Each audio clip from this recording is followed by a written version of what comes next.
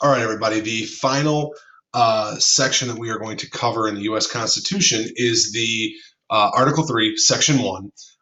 This outlines the powers of the judicial branch. So this includes the Supreme Court, our appellate court system, or the Court of Appeals, any of our districts and circuit courts, anything along those regards.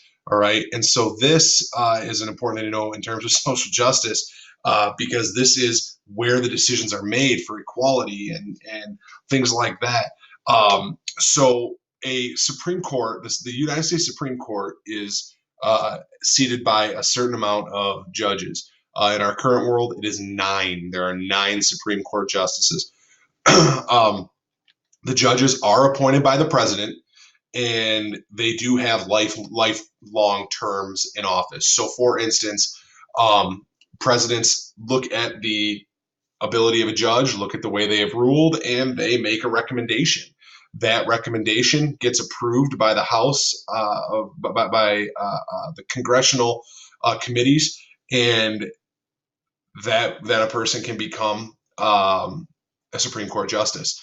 Donald Trump has put 2 Supreme Court justices on the bench who will in turn serve for life.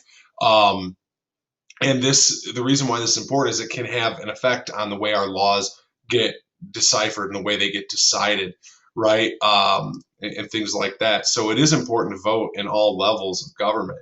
The Supreme Court will take a case if and when it is a state versus a state case. So if Michigan were to sue Ohio for something, they would see that. A citizen versus a state, like McCulloch versus Maryland would be a great example. A citizen from one state versus a citizen of another state.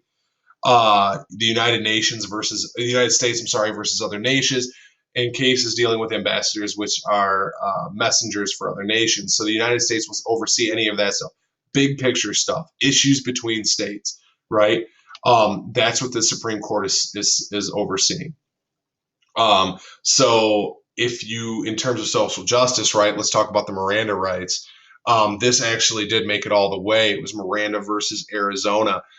Citizen sued the state of Arizona because he wasn't aware of his constitutional rights, which we'll go over in a few moments, prior to his arrest. That got sent up to the Supreme Court, and he was actually it was deemed a mistrial because of it. And that's where the Miranda rights that police officers use are read to people now, because they have to be. A person has to understand their rights and what they're being tried for before they go into court and get arrested. Before they get arrested.